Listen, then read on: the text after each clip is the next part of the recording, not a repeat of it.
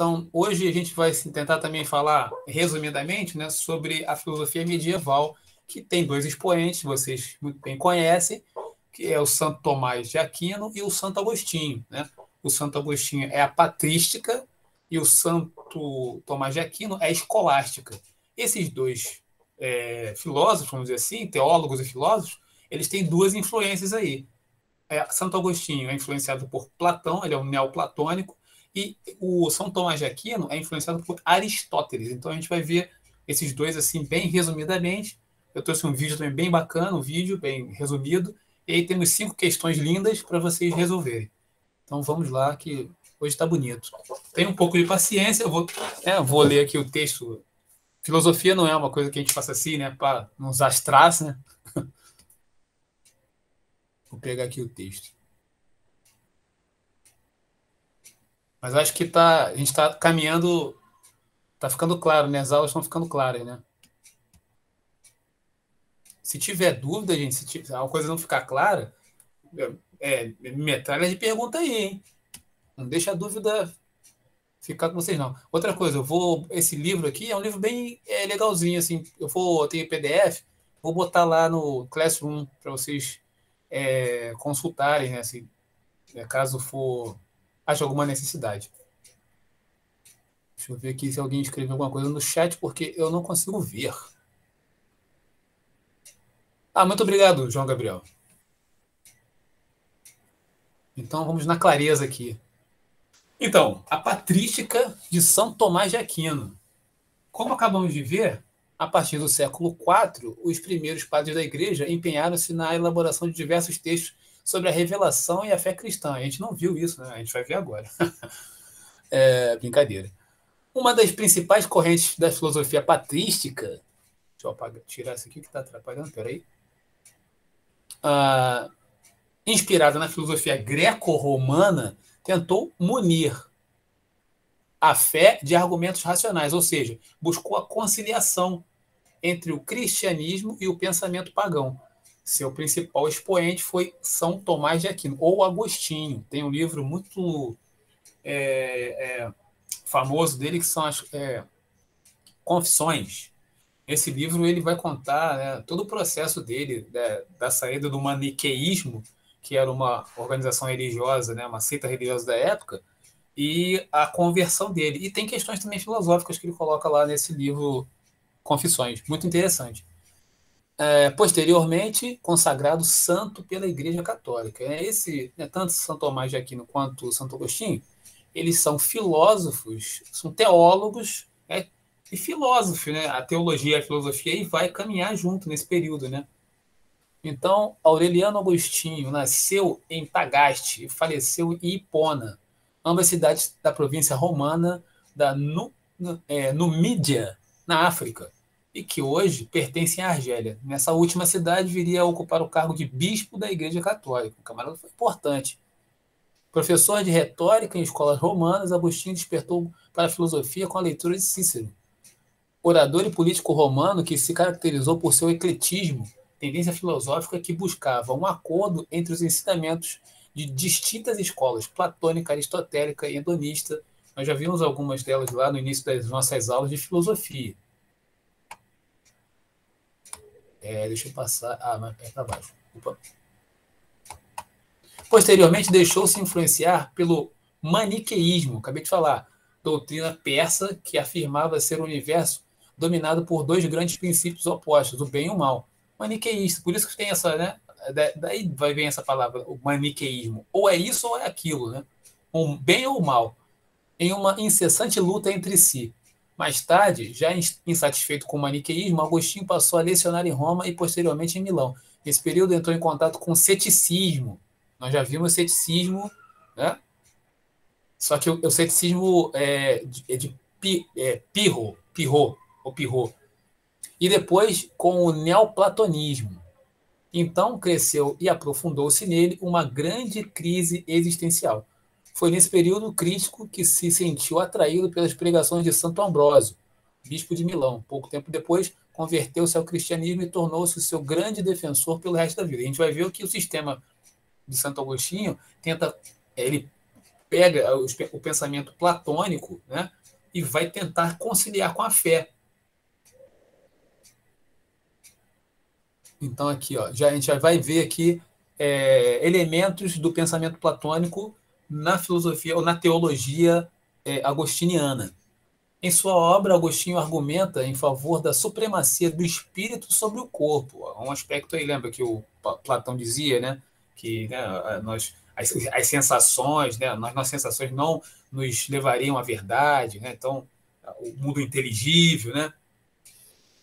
Para ele, a alma teria sido criada por Deus para reinar sobre o corpo, dirigindo-o para a prática do bem. O pecador, entretanto, utilizando-se do livre-arbítrio, conceito que veremos adiante, não sei se vai dar para ver aqui, aqui ele está falando de outro capítulo, costumaria inverter essa relação, fazendo o corpo assumir o governo da alma. Provocaria com isso a submissão do espírito à matéria, o que seria, para Agostinho, equivalente à subordinação do eterno ao transitório, da essência à aparência. A verdadeira liberdade para Agostinho estaria na harmonia das ações humanas com a vontade de Deus e seria obtida pelo caminho ascendente, que vai do mundo exterior, dos sentidos, ao mundo interior do espírito. Ser livre é servir a Deus, segundo Santo Agostinho, né? Diz o filósofo, pois o prazer de pecar é escravidão. Ser livre é fazer o que se deve, inspirado no amor verdadeiro de Deus. Então, a fundamentação teológica de Santo Agostinho, né, está lá imersa no platonismo. Boas obras ou graça divina? Segundo o filósofo, o ser humano que trilha a via do pecado só consegue retornar aos caminhos de Deus e da salvação mediante a combinação de seu esforço pessoal, de vontade e a concessão imprescindível da graça divina. Sem a graça de Deus, o ser humano nada pode conseguir. Essa graça, no entanto, seria concedida apenas aos predestinados à salvação. A questão da graça, como é colocada pelo filósofo, marcou profundamente o pensamento medieval cristão. E a doutrina da predestinação à salvação foi posteriormente adotada por alguns ramos da teologia protestante. Então, você vai ver que tem um... A gente vai ver, acho que no final dessa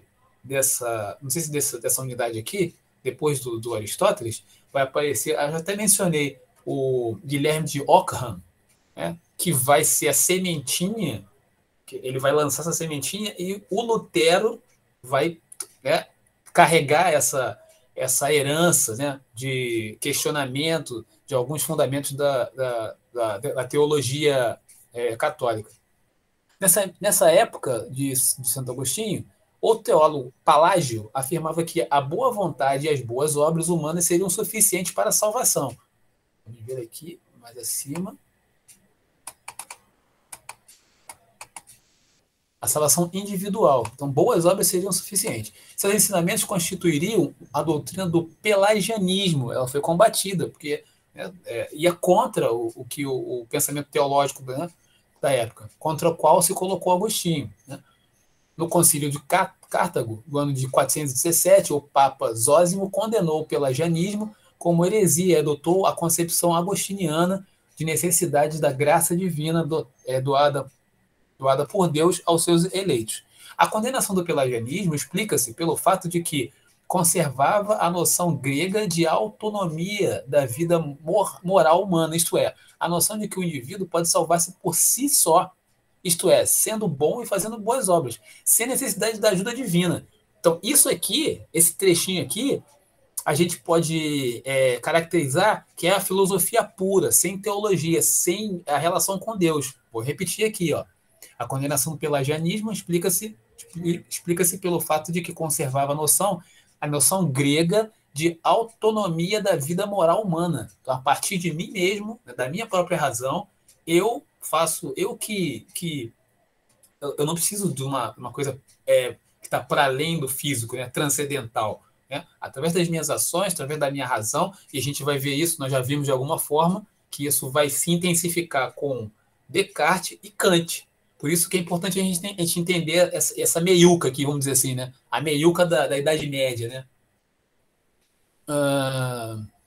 A noção do grego, isto é, a noção de que o indivíduo pode salvar-se por si só, isto é, sendo bom e fazendo boas obras, sem a necessidade da ajuda divina, sem um transcendente. Essa noção chocava-se com a ideia de submissão total do ser humano ao Deus cristão, defendida pela Igreja. O fato de, assim, a Igreja ter se pronunciado por tal doutrina assinalou o fim da ética pagã e de toda a filosofia helênica, que está baseada justamente nessa questão, né? Eu que me salvo a mim mesmo. Espera que alguém escreveu ali, deixa eu dar uma olhada aqui rapidinho. Eu apertei o botão errado aqui e o negócio correu, que eu não sei para onde foi, peraí. Só um minutinho.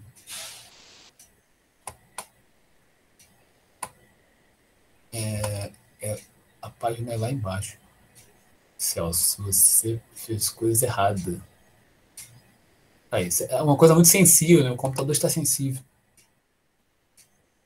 Aqui, ó. Professor, Ok, fala. tem uma pergunta aqui. Pode falar. Pelagianismo não necessitaria de Deus para se salvar. Seria considerado ateísmo?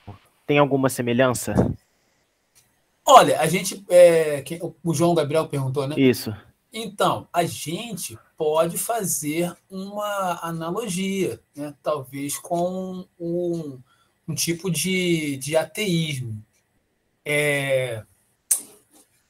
O ateísmo ele prescinde totalmente de Deus, né? É o racional mesmo, é o homem, não tem Deus. Morreu, acabou, né? O pelagianismo, a gente teria que investigar um pouco melhor se é totalmente, né, prescindir de Deus. Mas acredito que sim, acredito que a gente pode fazer essa associação, né? Está ligada ao. Tanto é que a igreja vai considerar como heresia, né? Como é uma. Porque isso talvez não fosse reconhecido como ateísmo, né? O ateísmo vem depois. Mas a gente pode, talvez, atribuir assim, como se fosse uma semente do ateísmo, né? Poderia. Pelagianismo. Ah, de nada, de nada. Voltemos então ao nosso texto. Aqui. Então, ok. Uma consequência dessa posição foi a ênfase que passou a ser dada ao voltar-se a si mesmo. Seria apenas pelo cultivo da interioridade que se chegaria à visão das verdades essenciais, no entendimento de que é Deus o nosso mestre interior, o ser que irradia sua luz no mais íntimo da nossa alma. Então, de certa forma, como o João falou aí, a gente pode aproximar dessa ideia de ateísmo, né? Porque eu abro mão de Deus, abro mão de uma transcendência, né? E valorizo o eu, né? A minha própria razão, né? A minha própria ação, eu que faço, eu que vou transformar, né? O homem, né? Que é responsável pela transformação da sua realidade. Liberdade e pecado. Outro aspecto fundamental da filosofia agostiniana é o entendimento de que a vontade não é uma função específica ligada ao intelecto, conforme diziam os gregos. Aqui, mais uma vez, ó, esse contraste aí. Ela é um impulso que nos inclina, desde o nosso nascimento, às paixões pecaminosas. Agostinho reiterava, assim, as palavras do apóstolo Paulo. Não faço o bem que quero, mas o mal que não quero. Ora, se faço o que não quero, não sou eu quem age, mas o pecado que habita em mim. Portanto, para o filósofo medieval, a liberdade humana derivaria de uma vontade viciada que alimenta o pecado, não da razão que tende a discernir o que é bom ou mal. Isso é óbvio, está baseado numa questão teológica bíblica, né, que menciona a queda do homem, né? Então tem todo um pano de fundo aí que é fundamentado, né? A teologia fundamenta esse pensamento agostiniano. Agostinho também discutiu a diferença entre a fé cristã e a razão, afirmando que a fé nos faz crer em coisas que nem sempre entendemos pela razão. Creio tudo o que entendo, mas nem tudo que creio também entendo. Tudo que compreendo, conheço, mas nem tudo que creio, conheço. Então ele faz essa percepção através da inspiração, da iluminação, né? Que a gente pode dizer assim. Inspirando-se no profeta bíblico Isaías, dizia ser necessário crer para compreender, pois a fé ilumina, a iluminação, né? Os caminhos da razão. E a compreensão nos confirma a crença posteriormente. Isso significa que, para Agostinho, a fé revela verdades ao ser humano de forma direta e intuitiva. Depois vem a razão, desenvolvendo e esclarecendo aquilo que a fé já antecipou. Portanto, há para ele uma precedência da fé sobre a razão. Então, quem vem primeiro para Santo Agostinho é a fé, e depois vem a razão. A gente vai ver depois, lá em São Tomás de Aquino, que é o contrário. Como ele é fundamentado pelo Aristóteles, a razão vem depois da fé, ou vem mesclado.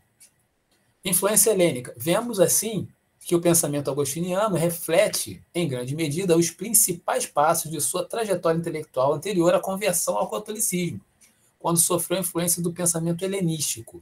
Do maniqueísmo, o filósofo herdou uma concepção dualista no âmbito moral, simbolizada pela luta entre o bem e o mal, a luz e as trevas, a alma e o corpo. Nesse sentido, dizia que o ser humano tem uma inclinação natural para o mal, para os vícios, para o pecado, né? Do ponto de vista bíblico, né? Por causa da condição decaída da alma, né? Que a gente costuma dizer assim, na teologia costuma dizer assim. Nesse sentido, dizer que o ser humano tem uma inclinação para o mal, para os vícios, para o pecado. Insistir em que já nascemos pecadores, no pecado original, e somente um esforço consciente pode nos fazer superar essa deficiência natural. Considerando o mal como afastamento de Deus, defende a necessidade de uma intensa educação religiosa com a finalidade de reduzir essa distância. Do ceticismo ficou a permanente desconfiança nos dados dos sentidos. Aqui ele reforça ainda, né, aspectos platônicos. Isto é, no conhecimento sensorial, que nos apresenta uma multidão de seres mutáveis, flutuantes e transitórios. Do platonismo, Agostinho assimilou a concepção de que a verdade, como conhecimento eterno, deveria ser buscada intelectualmente, no mundo das ideias, no mundo inteligível, né?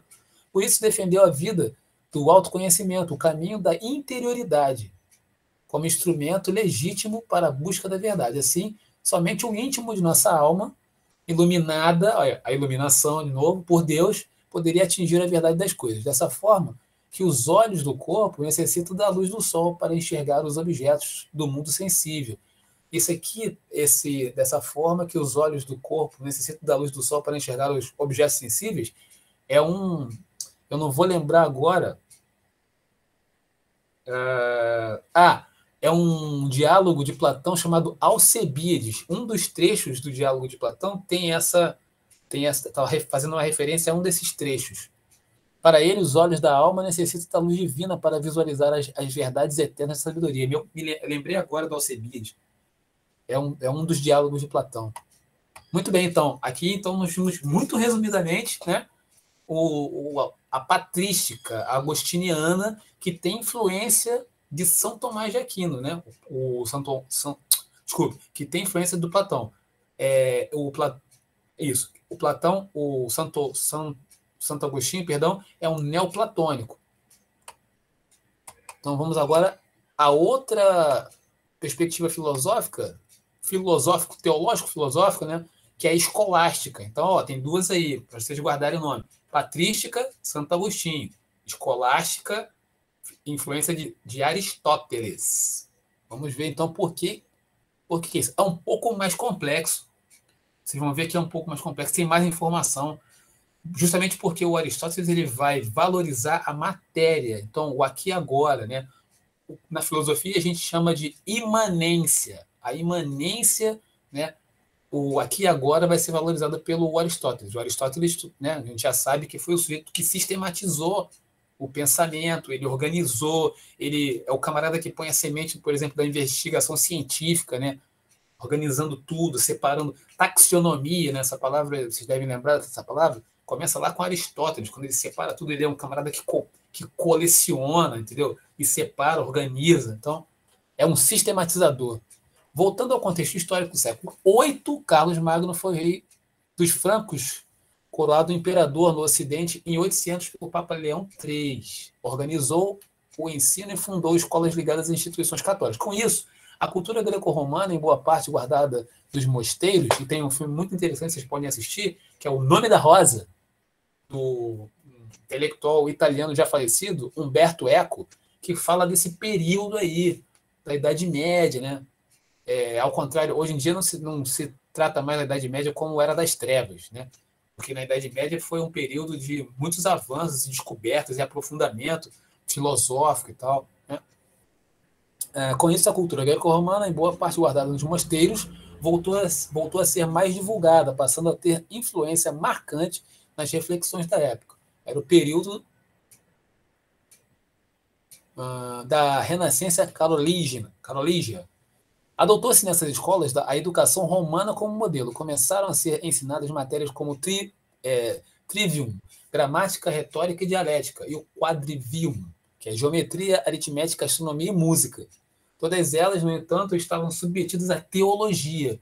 Idade Média, né? Estamos num período, né, teocêntrico, né? Nada mais coerente do que a teologia está na frente da parada. Só que o Aristóteles, desculpe, o São Tomás de Aquino, com a influência do Aristóteles, vai dar uma mesclada aí, né?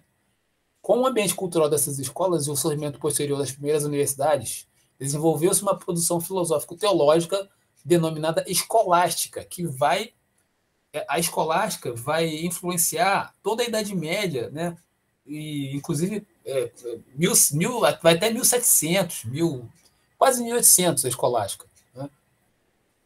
A escolástica não abandonou, em um primeiro momento, a filosofia platônica, especialmente o neoplatonismo, mas a partir do século XIII, o aristotelismo penetrou de forma profunda no pensamento escolástico, marcando definitivamente. Isso se deveu à descoberta de muitas obras de Aristóteles, desconhecidas até então, e a tradução para o latim de algumas delas diretamente do grego. Lá no Nome da Rosa, aparece lá, tem uma trama tal, que os camaradas estão escondendo os escritos de Aristóteles. É bem interessante. Peraí. Gente, apertei o botão. Ah, tá aqui. Errado de novo. Ô, professor. Dedo nervoso. Aqui. Deixa eu aumentar aqui um pouquinho. Eu acho que tem... o texto continua lá embaixo. Aqui tem... Esse quadro aqui é da influência aristotélica no pensamento muçulmano. Então, o Avicena e o Averroes, eles vão desenvolver o pensamento aristotélico relacionado ao pensamento árabe. Né? Então, antes da descoberta das obras de Aristóteles em grego, os europeus só conheciam uma pequena parcela de seu pensamento, e o que conheciam vinham de traduções e comentários feitos por filósofos árabes, como Avicena e Averroes. Foi por meio deles que suas obras de física, metafísica, ética chegaram à Europa. Os árabes entraram em contato com o pensamento aristotélico a partir do século VI, quando iniciaram uma série de guerras religiosas para difundir o islamismo. Primeiro conquistaram parte do Oriente, onde entraram em contato com a cultura grega, que influenciava essas regiões, desde as conquistas de Alexandre Magno. Depois, em 711, dominaram parte da Península Ibérica e, a partir dessa região, passaram a exercer uma influência notável sobre vários setores da cultura europeia, tanto na arquitetura como na literatura, nas ciências e na filosofia. Então, o Averroes e o Avicena difundiram o pensamento de Aristóteles. Né? Então, aqui vamos agora para a relação entre fé e razão do ponto de vista aristotélico. Aí a gente estamos caminhando para o final para assistirmos um vídeo e depois fazermos as questões. No período escolástico, a busca da... Até aqui, como é que está aí? Eu vou dar uma paradinha para perguntar. Essa perspectiva agostiniana, você já tinha escutado sobre isso ou não? Me responda aí antes da gente prosseguir. Não, professor. Não, tipo, não fazer. Eu sabia que o Agostinho era um santo, eu tinha envolvimento com a teologia, com Deus, mas não sabia desse pensamento, não. Muito bom, que aí você, quando bater isso na prova, pintar alguma questão, Agostinho, Platão, Tomás de Aquino, Aristóteles. Agostinho, patrística, Tomás de Aquino, escolástica. Né? Essas palavras-chave são importantes. Né? Para quem depois quiser aprofundar, né? vai no livro e tal, procura as referências, né? Tem muita coisa para ler sobre isso, mas assim, para a gente ter uma noção, né, básica assim, e saber de onde veio, para onde vai. Então, no período escolástico, a busca de harmonia entre fé e razão, ou entre fé cristã e a razão, manteve-se como problema básico de especulação filosófica. Nesse contexto, a escolástica pode ser dividida em 3 fases. A primeira fase, confiança na perfeita harmonia entre fé e razão. Elaboração dos grandes sistemas filosóficos merecendo destaque as obras de São Tomás de Aquino Nessa fase, considera-se que a harmonização entre fé e razão pode ser parcialmente obtida, do século XIII ao século XIV. Terceira fase, do século XIV ao século XVI, declínio da escolástica, marcada por disputas que realçam as diferenças entre fé e razão. Estudo da lógica. Além de apresentar o traço fundamental da filosofia medieval, que é a referência às questões teológicas, a escolástica promoveu significativos avanços no estudo da lógica. Um dos filósofos que mais contribuíram para o desenvolvimento dos estudos lógicos desse período foi o romano Boécio, que, embora tenha vivido de 480 a 524, é considerado o primeiro dos escolásticos. Ele aperfeiçoou o quadro lógico. Também foi o primeiro a introduzir a questão dos universais. Essa questão dos universais é que vai perpassar a filosofia, né? A partir daí, até o final, vai ter uma briga assim, né? Dos universais. Problema filosófico longamente discutido durante todo o período da escolástica. E ela vai perdurar. A questão dos universais. Essa questão surgiu no contexto em que se desenvolveu o método escolástico de investigação. Aqui em cima. Como observou o historiador francês Jacques Le Goff, um intelectual que fala sobre história da filosofia muito aprofundadamente, esse método privilegiava o estudo da linguagem. As 3 matérias que compõem o trivium, para depois passar ao exame das coisas, as 4 matérias, quadrivium, né? Desse modo, era inevitável que, em algum momento, alguém levantasse a seguinte pergunta: qual a relação entre as palavras e as coisas?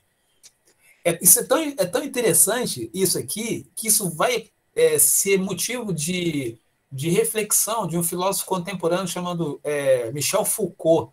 Michel Foucault tem um livro com esse título, As Palavras e as Coisas, que ele vai discutir essa querela dos universais também, né? Uma perspectiva contemporânea, é claro. Rosa, por exemplo, é o nome de uma flor. Quando a flor morre, a palavra rosa continua existindo. Nesse caso, a palavra fala de uma coisa inexistente, de uma ideia geral. Mas por que isso acontece? O grande inspirador da questão foi o filósofo neoplatônico Porfírio. Aproximadamente, em sua obra, ele fala lá: não tentarei enunciar se os gêneros e as espécies existem por si mesmos, ou na pura inteligência, nem no caso de subsistirem, se são corpóreos ou incorpóreos, nem se existem separados dos objetos sensíveis ou nesses objetos, formando parte dos mesmos. Ou seja, o problema foi colocado de qualquer maneira, gerando muitas disputas. Trata-se de uma discussão sobre a existência ou não das ideias gerais. Isso tem a ver com aquilo que a gente viu lá em Platão, né? Existe uma ideia que está para além do aqui agora. Se isso aqui é só uma reprodução empobrecida, existe um modelo ideal, né? Então, as ideias gerais, chamados termos universais, que correspondem à substância, uma das 10 categorias de termos ou predicados de Aristóteles. Por isso, ficou conhecido como a questão dos universais. O debate envolveu não apenas problemas linguísticos, gnosiológicos e metafísicos, mas também teológicos, dando origem a 2 posições antagônicas básicas, o realismo e o monismo. Ele vamos chegar lá, né? Os adeptos do realismo sustentavam a tese de que os universais existiam de fato, uma coisa que é uma ideia, né? Ou seja, as ideias universais possuem existência própria. Por exemplo, a bondade e a beleza são modelos ou modos a partir dos quais se criam as coisas boas e as coisas belas. Os termos universais seriam, portanto, entidades metafísicas essenciais separadas das coisas individuais. Essa posição foi defendida, por exemplo, pelo abade Benedito e arcebispo de Cantuária, Santo Anselmo, que acreditava que as ideias universais existiriam na mente divina. Então, aqui a gente está vendo aqui que está para além, é transcendente, né? Está para além uma coisa que está fora, né? O filósofo bispo francês Guilherme de Champeaux, deve ser Champeaux, também adotou a interpretação realista ao propor que entre o universo das coisas e o universo dos nomes há uma analogia tal que quanto mais universal for o termo gramatical, maior será seu grau de participação na perfeição original da ideia. Olha que coisa, né, interessante. Está para fora, né? Está para fora da gente, né? A filosofia contemporânea ela vai contrapor esses universais. Por isso que a gente precisa entender de onde veio, né, essa querela dos universais. Ou o termo...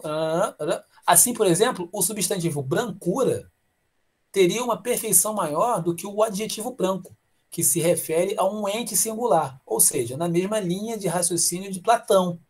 O universal brancura seria mais perfeito do que qualquer coisa branca existente. Captou aí? Nós estamos aqui no platonismo, né?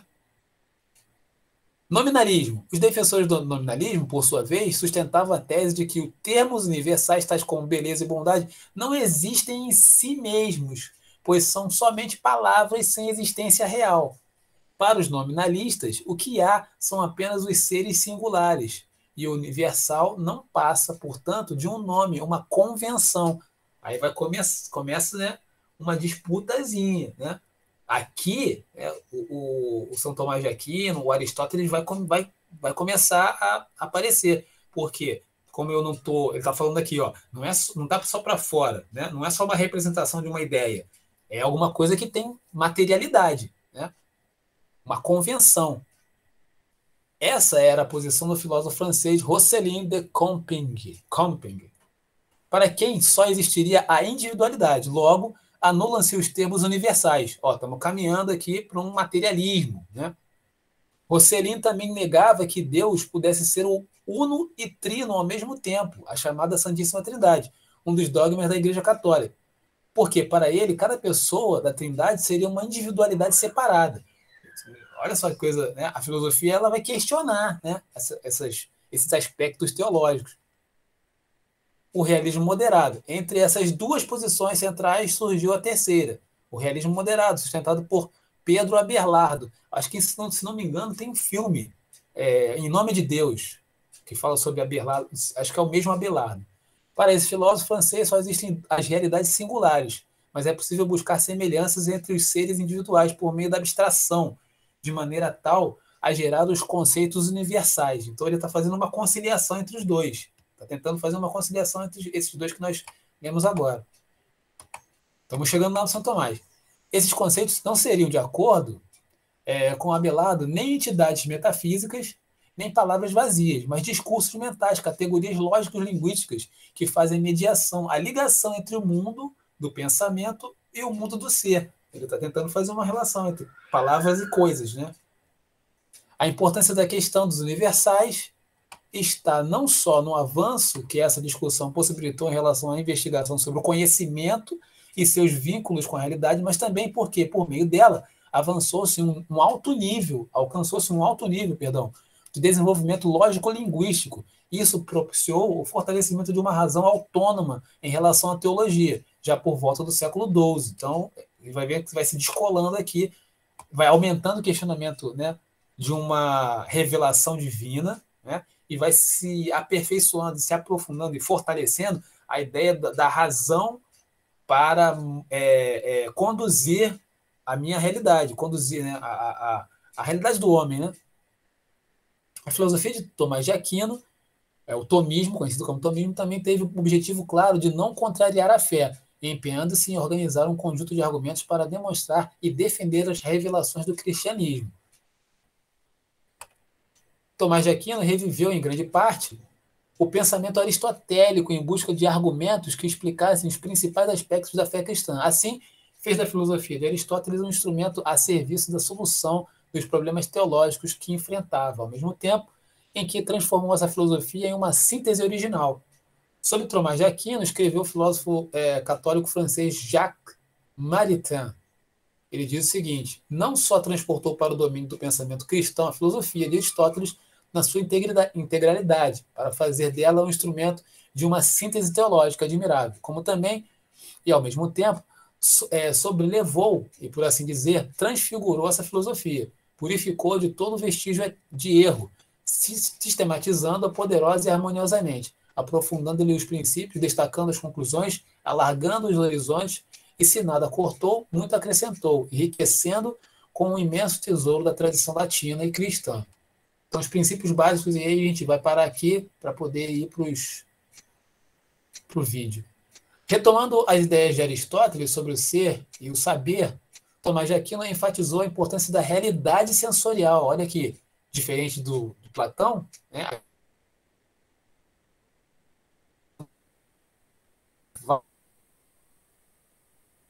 Ressaltando uma série de princípios considerados básicos, entre os quais se destacam o princípio da não contradição, o ser é ou não é. Não existe nada que possa ser e não ser ao mesmo tempo, e sob o mesmo ponto de vista. Isso numa concepção aristotélica e tomista, né? Princípio da substância. Na existência dos seres, podemos distinguir a substância, a essência propriamente dita de uma coisa, sem a qual ela não seria aquilo que é. Do acidente, a qualidade não essencial, acessória do ser. Princípio da causa eficiente. Todos os seres que captamos pelos sentidos são seres contingentes, isto é, não possuem em si próprios a causa eficiente de sua existência. Portanto, para existir, o ser contingente depende de outro ser, que representa a sua causa eficiente, chamado de ser necessário. Princípio da finalidade. Todo ser contingente existe em função de uma finalidade, de uma razão de ser. Enfim, todo ser contingente possui uma causa final. Vocês estão percebendo que é mais complexo, né? Ele está desenvolvendo um pensamento baseado na materialidade, tentando explicar, fazendo um vínculo, né, com a divindade, mas não esquecendo da materialidade. Princípio do ato e da potência. Todo ser contingente possui duas dimensões, o ato e a potência. O ato representa a existência atual do ser, aquilo que está realizado e determinado. A potência representa a capacidade real do ser, aquilo que não se realizou, mas pode se realizar. Exemplo, a semente se transformará em árvore. A semente é a potência, né? A árvore é o próprio ato dessa potência, né? Tô fazendo, aqui veio um exemplo bem basicão mesmo desse ato potência aristotélico. É a passagem... Ô, Jesus!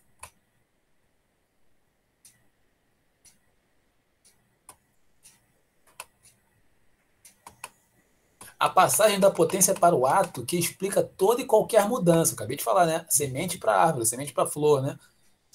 Potencialmente vocês são magníficos e vocês, né? Vocês realizarão um ato, né? Por exemplo, na nota 1000 da redação, né? Sacou? Vemos, portanto, uma pequena amostra de como o filósofo escolástico empreendeu uma sistematização da doutrina cristã. Sistematização, palavra importante aí, aristotélica, né? Uma sistematização da doutrina cristã apoiando-se em boa medida na filosofia aristotélica, embora de forma combinada com diversos elementos estranhos ao aristotelismo, como o conceito de criação do mundo, a noção de um Deus único e a ideia de que vir a ser não é autodeterminado, mas procede de Deus. Então, tanto Santo Agostinho, né, quanto São Tomás de Aquino vão adaptar, né, a sua teologia à filosofia. São Tomás de Aquino a Aristóteles, Santo Agostinho a Platão. Então, eu acho que aqui, né, a gente pode terminar aqui, né, ser e essência. Uma novidade trazida por São Tomás de Aquino é a distinção entre ser e a essência, o que implicou a divisão da metafísica em duas partes, a do ser em geral e a do ser pleno, que é Deus. De acordo com o filósofo, em todas as criaturas, o ser, ou existir, é diferente de sua essência. Para o ser humano, por exemplo, existir é continuar sendo sua essência, um ser humano. Quando ele deixar de existir, sua essência desaparece. O único ser realmente pleno, no qual o ser ou existir e a essência se identificam, é Deus. Deus é ato puro. Não há o que realizar ou atualizar em Deus, pois ele é completo. Por isso, São Tomás de Aquino dizia que Deus é ser e o mundo tem ser. Ou seja, Deus é o ser que existe como fundamento da realidade das outras essências, as quais, uma das existentes, participam do seu ser. Já nas outras criaturas, o ser é diferente da essência, pois são seres não necessários.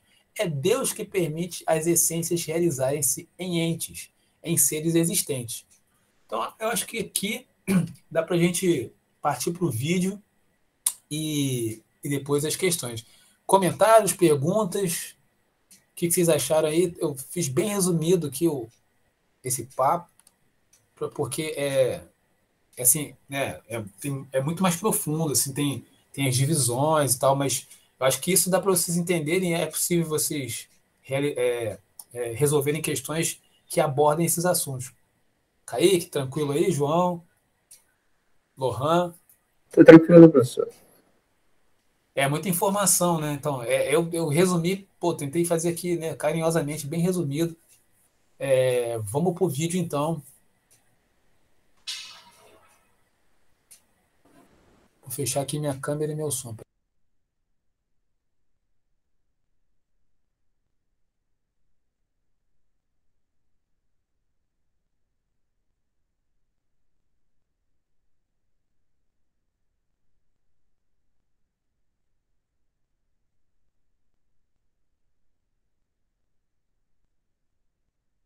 Olá, sejam muito bem-vindos a mais um vídeo aqui do Parabólica. Eu sou o Pedro Renor e hoje a gente vai falar sobre filosofia medieval.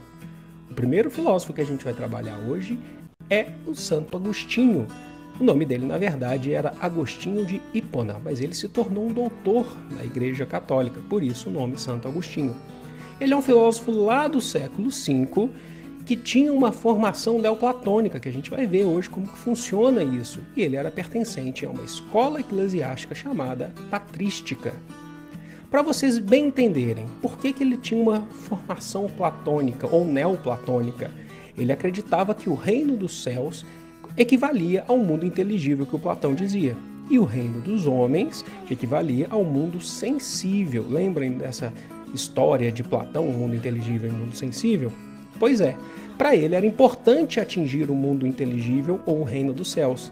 Então, por isso, ele dizia que a salvação, para poder chegar ao reino dos céus, é atingida através da sua conversão, da aceitação de Deus e da sua meditação. Santo Agostinho acreditava sim na conciliação entre a fé e a razão, mas desde que a fé esteja colocada como prioridade em relação à razão. É preciso crer para compreender. O outro filósofo que a gente vai ver que se opõe em partes às ideias de Santo Agostinho é Tomás de Aquino, também conhecido como São Tomás de Aquino. Ele foi um filósofo mais para frente, do século XIII, então ele já está num período que a gente chama de Baixa Idade Média. E ele é influenciado principalmente pelas ideias, se a gente for colocar dos gregos, do Aristóteles, aristotélico, e a gente vai perceber essa diferença em relação ao Santo Agostinho. E ele era pertencente à escola chamada de escolástica.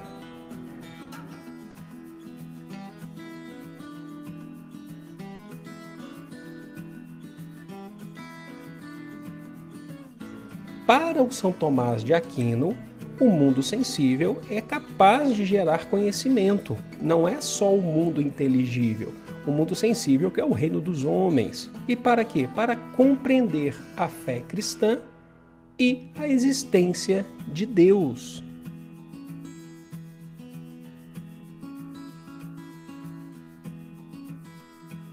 Para São Tomás de Aquino, a existência de Deus se dá por 3 vias para comprovar no mundo sensível essa existência de Deus. A primeira via é o motor, a via do motor.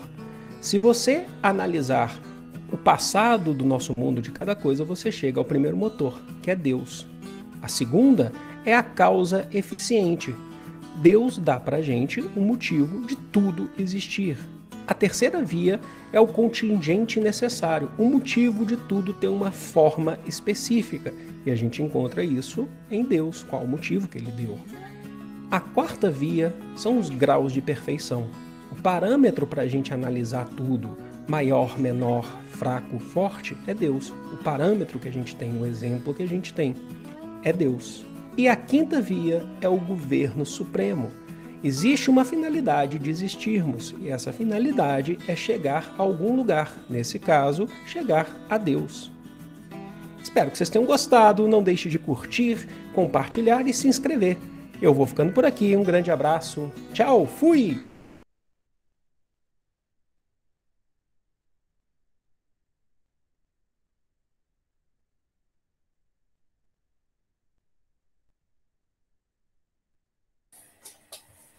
Ah, beleza, então.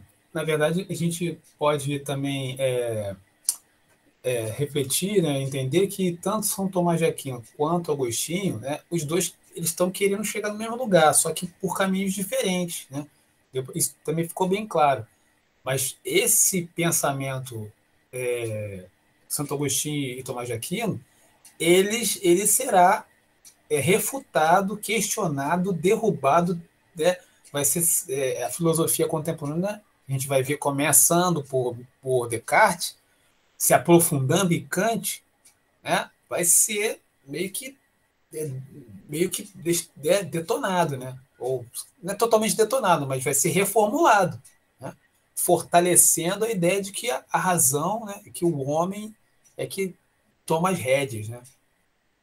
Por isso que tem essa mas fica claro assim, né?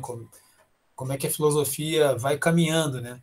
Quais são as coisas, o que é colocado e o que é refutado, né? Isso dá para entender legal, não dá? Dá sim, pô, claro que dá.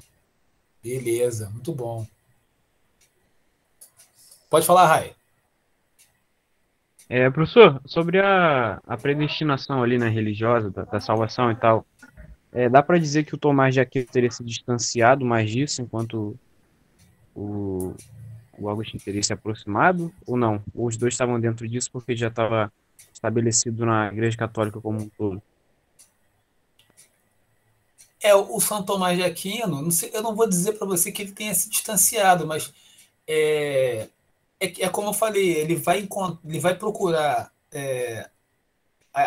comprovar a existência de Deus, a necessidade do homem, né? A dependência do homem, né? Que o homem tem que ser dependente de Deus, mas por outras vias, pela via da razão, sacou? Os dois estão, os dois são teólogos, os dois eles acreditam no transcendente, só que, né, é uma coloração diferente, né? São caminhos diferentes. Mas eles, por exemplo, o São Tomás de Aquino não vai totalmente contra o Santo Agostinho. Os dois têm o mesmo objetivo, que o homem seja dependente de Deus. Só que, vamos dizer que o São Tomás de Aquino, vamos dizer que o Santo Agostinho seja mais espiritual, né? E o Santo Tomás de Aquino seja mais aquelas instituições de trabalhos sociais, né? Movimentos sociais, sacou? É o homem aqui que vai construir junto, sacou? A gente pode fazer essa analogia, sacou? Entendi. Se ficou boa essa Foi. analogia. É isso. Vamos então. Alguém mais quer perguntar, comentar? Isaac, tinha ouvido falar sobre esses dois camaradas, assim, nessa perspectiva?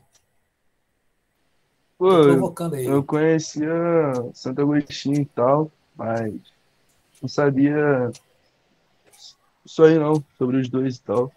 Foi maneiro. Legal. Que aí fica registrado também. Eu vou botar esse material lá para vocês no Classroom, se vocês quiserem dar uma conferida.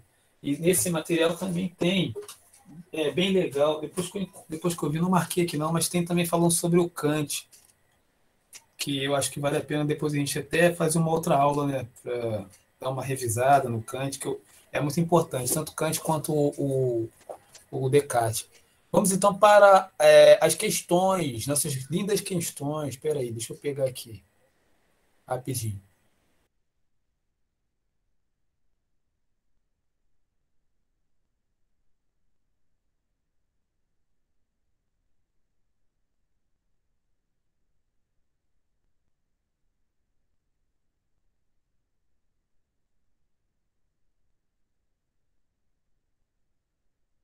Na verdade, eu estava com medo de que essa aula ficasse muito longa, entendeu? Porque é meio cansativo mesmo, assim.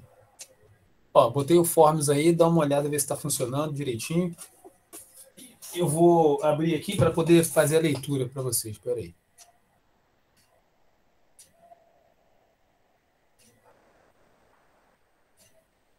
Como eu não consigo vê-los, então... Vocês estão me ouvindo aí, né? Beleza.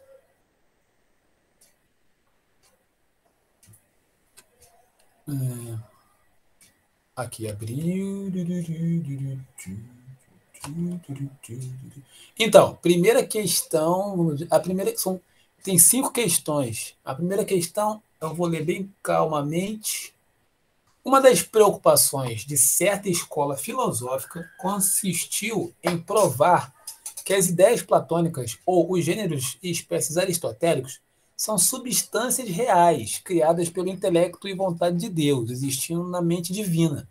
Reflexões dessa natureza foram realizadas majoritariamente no período da história da filosofia pré-socrático, antigo, medieval, moderno ou contemporâneo. Que isso? Essa tá aí de lambuja. Um ponto para todo mundo.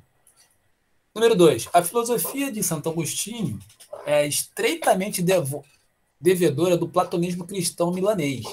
Foi nas tradições de Mário Vitorino que leu os textos de Plotino e de Porfírio, cujo espiritualismo devia aproximá-lo do cristianismo. Ouvindo sermões de Ambrósio, influenciados por Plotino, que Agostinho venceu suas últimas resistências de tornar-se cristão. Apesar de ter sido influenciado pela filosofia de Platão por meio dos escritos de Plotino, o pensamento de Agostinho apresenta muitas diferenças se comparado ao pensamento de Platão. Assinale a alternativa que apresenta corretamente uma dessas diferenças. Então vamos com calma aqui. Teve muita informação hoje, estou sabendo. Para Agostinho, é possível ao ser humano obter o conhecimento verdadeiro, enquanto para Platão a verdade a respeito do mundo é inacessível ao ser humano. Letra B.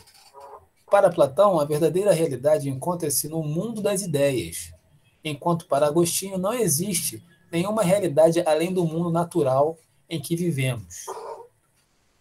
Letra C. Para Agostinho, a alma é imortal, enquanto para Platão a alma não é imortal, já que é apenas a forma do corpo. Letra D. Para Platão, o conhecimento é, na realidade, reminiscência. A alma reconhece as ideias que ela contemplou antes de nascer. Agostinho diz que o conhecimento é resultado da iluminação divina, a centelha de Deus que existe em cada um de nós. Letra E. Para Agostinho, a linguagem humana é a condição para conhecer a verdade que dentro de nós preside a própria mente. Número 3. Oi. Pode mandar o link de novo? Minha internet caiu. Sim, senhor. Peraí, se eu vou copiar aqui, é um minutinho. Obrigado. Que isso? Disponha. Aí vai.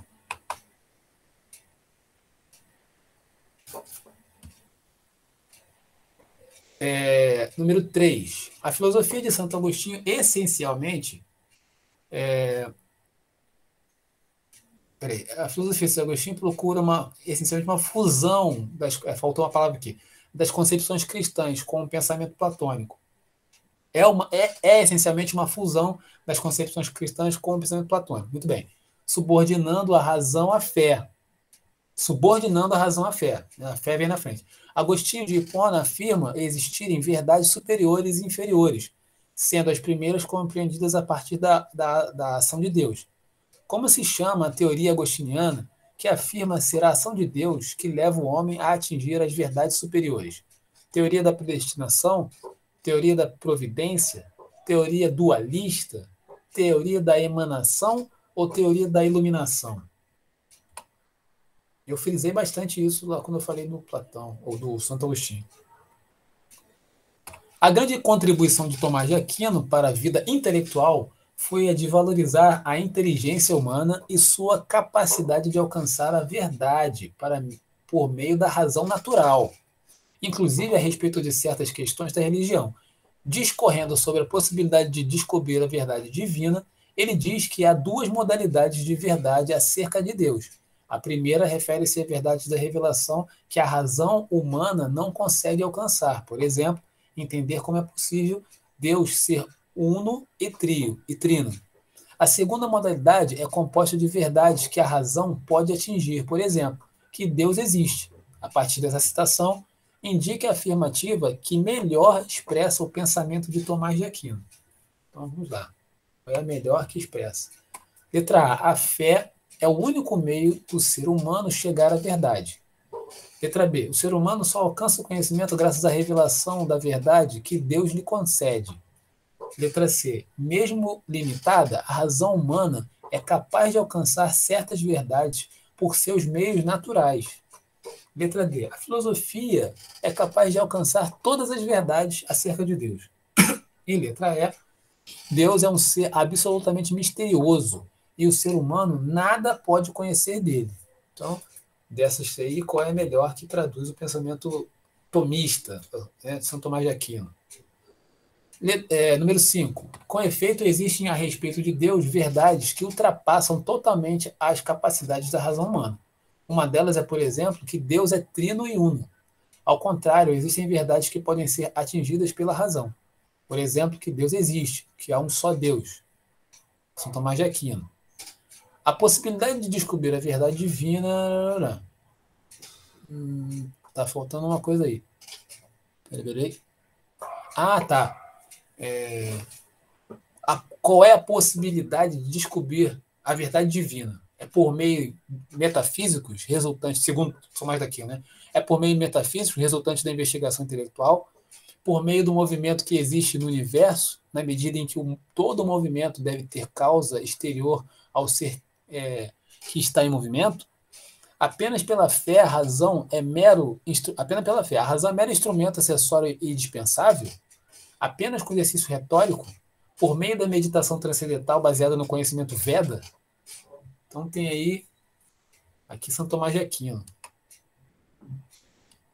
Temos então 5 questões, bonitas questões, retiradas dos últimos vestibulares, Enems, né, da vida. E aí vocês vão fazendo aí com calma. Temos tempo, graças a Deus, estamos no horário. Acho que fiz uma cronometragem boa aí de tempo de aula. Para não ficar cansativo nem para vocês, nem para mim. Deixa eu só procurar aqui. Não, é aqui.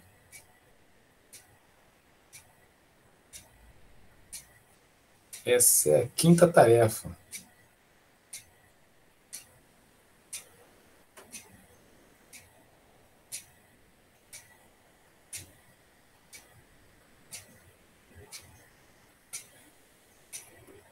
Nós temos 14, então faltam 10 pessoas. Tem 4 pessoas já mandaram. Aí, garoto. Kaique bagaritou. Uma eu chutei, professor. Foi na sorte. Porque eu tava em dúvida entre 2 opções. Aí eu chutei, aí foi sorte. Chutou bem, então. João Pedro Lima, 3 de 5. Cada questão está valendo um pontinho, então. Alexander, 4 de 5. Gustavo Mendonça, 4 de 5. Rai, 4 de 5. Luan, 4 de 5. Ana Gabriele, 4 de 5. João Pedro Maffei, 3 de 5. Andrique, 3 de 5. Rebeca, 3 de 5. João Gabriel Lima, 4 de 5. Isaac Murta, 4 de 5. Marcos Vinícius, 4 de 5. Tá indo bem, estão indo bem. Acho que é um bom resultado aí.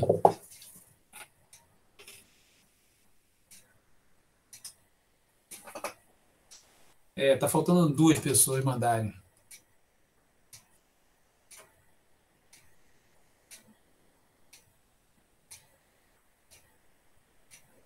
A gente passou um pouquinho do tempo, né? Agora são 10 para as 4. Mas tá tranquilo aí. Acho que hoje foi produtivo. Não caiu a internet. Maravilha. Magavilha.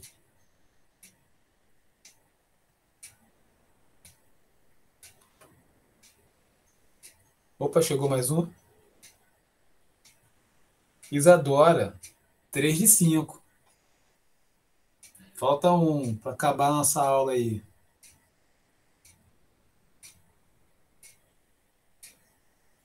Chegou. Lohan, 4 de 5. Aí, minha gente. Poxa, parabéns. Obrigado pela companhia, pela paciência aí de escutar aí, né? Esse falatório, né? mas eu acho que foi, acho que bom, é que muitos não conheciam, né, esse período. Obrigado, João. Então, colocamos mais uma pecinha aí, né? A gente falou, então, só para recapitular e para finalizar, fechar totalmente. Falamos da filosofia antiga, né? Arcaica e clássica, Idade Média, e a gente começou a falar um pouquinho da moderna e contemporânea. João Gabriel, eu não sabia que Agostinho Aquino andavam juntos na filosofia. A gente pode, agora você sabe. Mãos dadas. É isso aí. E aí eu não sei como é que vai ser. Eu vou pensar o que a gente vai falar semana que vem. Estou pensando ainda. Isso, Friends. Com o mesmo propósito, né? Caminhos diferentes com o mesmo propósito. Então, meus queridos, até. Não, é amanhã. Amanhã eu estarei na escola, presencialmente. E aí a gente faz um. Se vocês. Quem estiver lá, né? Eu vou fazer um Amanhã, professor? Terceiro ano? Amanhã não é 26? Amanhã é 26? Amanhã é 26. No calendário, Biologia é só física. Peraí, vou ver aqui, no perdão. meu calendário tá física e filosofia. Mas eu não vou avançar com isso aqui, não. Eu vou fazer, tipo, um resumão do que foi dito até hoje, sacou? Pelo menos no meu calendário tá aqui, dia 26, física e... Vai ter não, professor. Acho que vai ter não. eu vou... Aula sua. Tá, eu vou confirmar com a diretora, então. Se eu vi, tipo, amanhã só tinha física à tarde pra gente. Pra minha turma. Turma, entendeu? A turma deve ser de manhã, não sei. Beleza, então. Fica tranquilo. Então, mas aí, de qualquer forma, a aula dessa semana tá dada aqui. E se acontecer alguma coisa, a gente vai se comunicando. Beleza, Celso. Obrigado pela aula. Obrigado a vocês aí, gente. Um abração. Tchau, professor. Valeu, Boa tarde professor. aí pro Tamo senhor. junto. Obrigadão. Valeu, professor. Abraço. Valeu, Celso. Valeu. Valeu, Rebeca.